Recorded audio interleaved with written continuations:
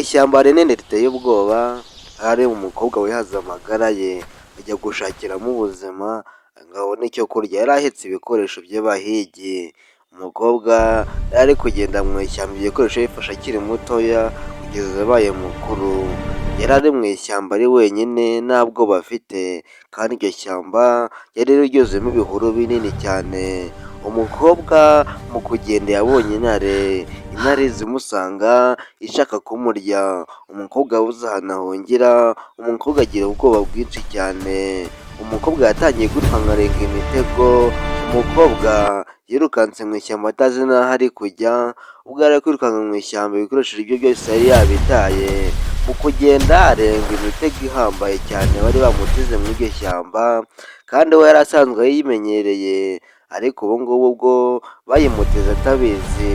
Umukobwa yatangiye kurenga imitego, uko ayirenga ni nako n'abasirikare bamwirukaho barindaga iryo shyamba.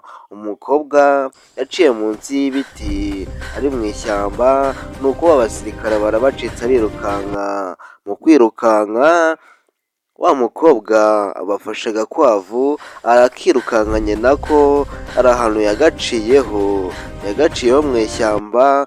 Aravuga ati nubwo mwanyirukankana kose ntago nagenderaho natwaye icyo kurya kandi aricyo cyanzinduye.